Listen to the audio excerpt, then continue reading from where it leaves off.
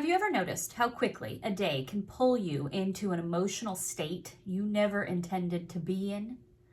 How reactions to outside events can cause thoughts and decisions based on urgency, fear, panic? This is why today we bulletproof our desires. Because at what point does reacting to these outside conditions stop being just a temporary energy and start becoming the energy from which you manifest the life you live? The extreme energies floating around in the collective right now are going to act like a vibrational tumbleweed.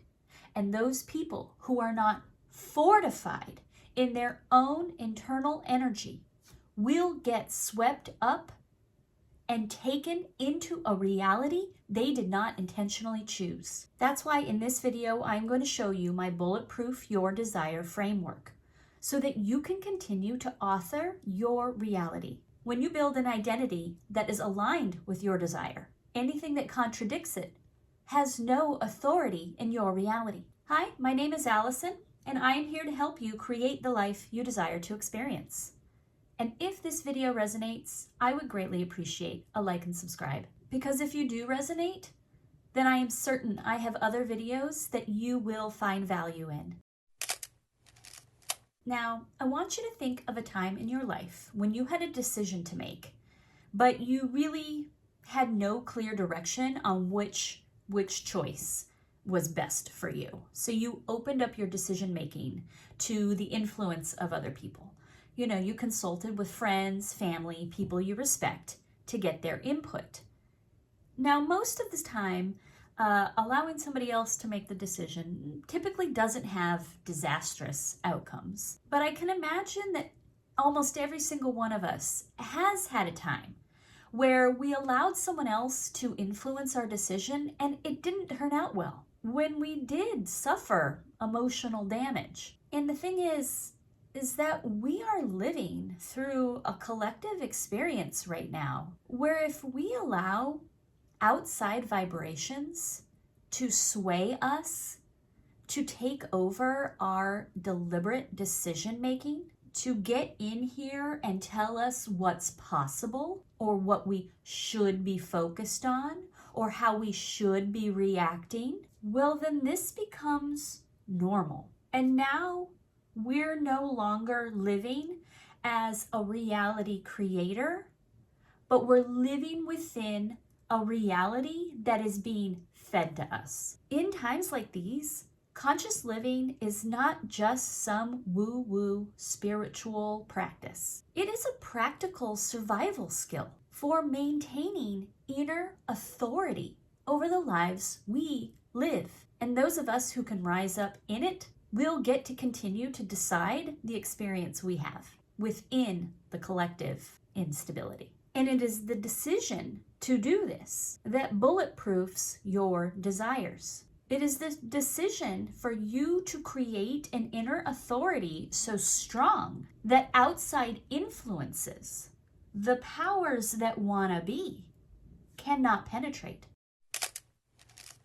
Okay, what does it mean to bulletproof your desire? Let me give you an example that I think will really help illustrate, and so that you can have a real holistic idea of what we're trying to do here. And so I want you to think about someone you may know or have seen online, and that is a Star Wars fanatic. We all know those people. They obsess over Star Wars. They watch all the interviews of cast members. They go to Comic-Con. They get dressed up. They own a lightsaber. Their identity is wrapped up in their love of Star Wars. Now, what happens when a Star Wars fan gets into a room with a Star Trek fan? They probably do a lot of arguing over which one is better, and they probably make fun of one another. What a Star Wars fan doesn't do is suddenly take up Star Trek as their identity. They don't really have an openness or a willingness to entertain any other reality outside the identity they've established within the lore of Star Wars. They have built a bulletproof desire, Imagine someone makes like a YouTube commentary video on how dumb Star Wars is. This person probably doesn't even see it. But even if that type of energy comes into their reality, they dismiss it. This person has no authority in their world, so why would they even entertain, watch, or listen to, or give any importance to that opinion? That is why we go about bulletproofing our desire. Because it does not allow for any contradictory energy to have any relevance or authority over you. And that is why I have created this outline for you today, so that we can go through the framework that makes bulletproofing your desire your reality. Know who you are. A majority of people live their lives in a kind of survival mode. When you look at how people go through their day, it looks like one emotional response after another. And that is considered the normal way to go about life, reacting. And as a result of that, most people do not create a stable identity. In fact, most people are the sum of their daily reactions. What they react to becomes what they reinforce. What they feel from those reactions gets internalized and over time becomes their identity, which then, of course, we know becomes the barometer for what we think is possible. This is why it is crucial to know who you are, to bulletproof your desire. They cannot co-opt your attention and energy if you are firm in who you are being. There's that saying, someone who stands for nothing falls for anything.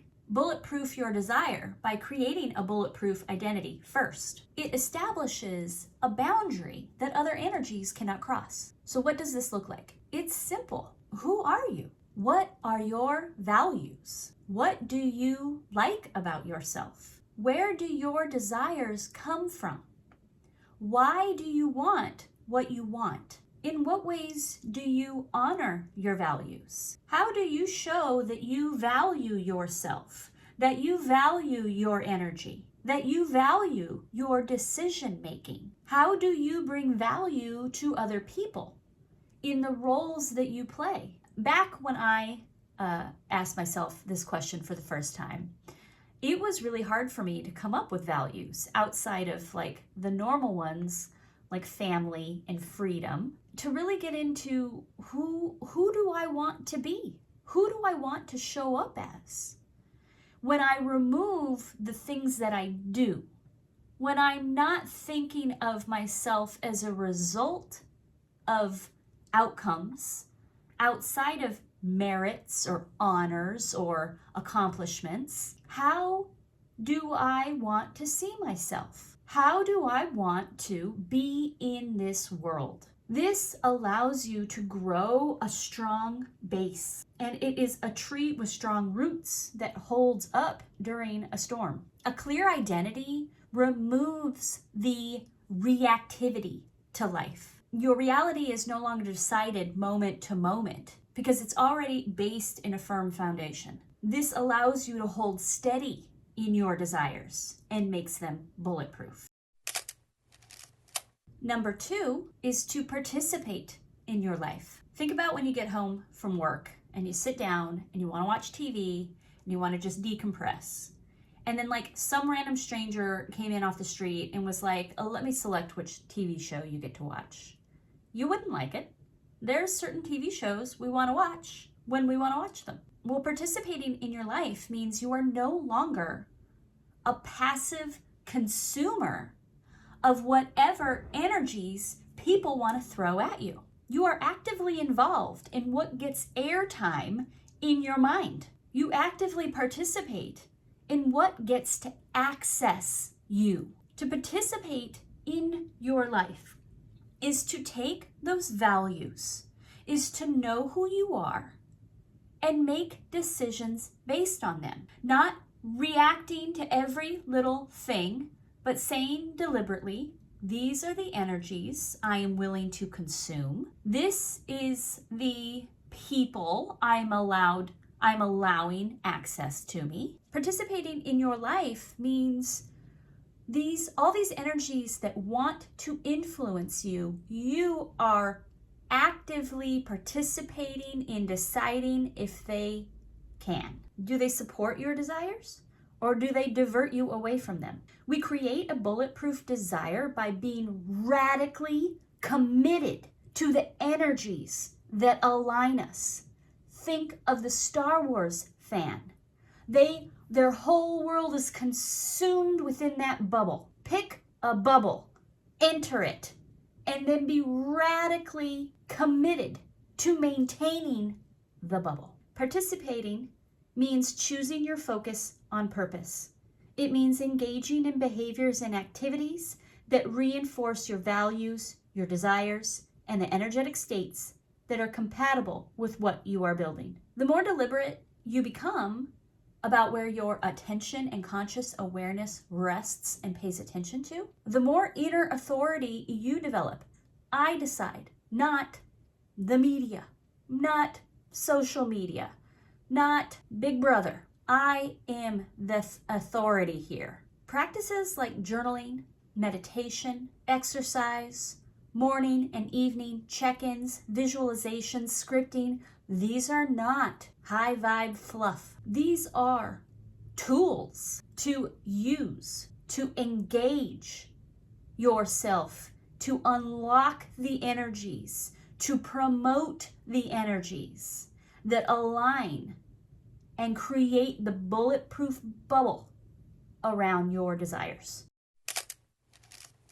Number 3, cultivate optimism. Bulletproof your desires by deciding you are able to receive them. It's difficult to expect your life to expand and bring you more if you're in a very limited and low state of mind. Energy flows where it's got room to come in. Cultivating optimism is not about adopting a happy outlook. Cultivating optimism is about opening our energy up to receive. It's about allowing expansion to take place in our energy field. You have to have a higher vibration, a higher degree of willingness to accept that life is going to give you things. And we can't do that if we're being negative and limited. It's simple physics. If we're down here, how can we access the higher states to bring us more? Optimism works like fertilizer in soil. It's not the reason plants grow, but it sure does make it easier, faster, and it grows them bigger. It's a lot easier to fill your behaviors and your mind with higher vibe activities and thoughts and energies to adopt and take on these new things rather than to constantly tell yourself, no, or I shouldn't. I shouldn't watch the news because it makes me upset. I shouldn't talk to this person because she's always negative. That's like trying to take on a diet, right? I should eat healthier to lose weight. We're putting a lot of conditions on our higher vibe state. Instead, we simply focus on those things that elevate our energies. We do and engage, we cultivate optimism. This is a verb here. And in doing so, then these other lower vibrational things don't come around. Optimism practiced this way asks questions. Where can I find ways to say yes to my desire? What new thing can I try that expands my energy? What is fun in my pursuit of my desired reality? What do I want more of? We're practicing expansion. We're finding the little ways we can access it now, because it doesn't matter, as Abraham Hicks always says, if you manifest a button or a castle, it's all the same thing. So we find any way we can cultivate our optimism, our expectation of receiving, our expectation of greater possibility in our life. We bulletproof our desire by engaging in any way that develops those energies. Now is when, my friend, now is when. Cultivate the inner authority to allow your desires to become an integral part of who you are. Create the boundary that cannot be crossed and watch your life expand in ways that align and honor who you are being. And I hope that this video was helpful to you. I would love to hear about it in the comments. I always read them, and I look forward to bringing you more. Thank you.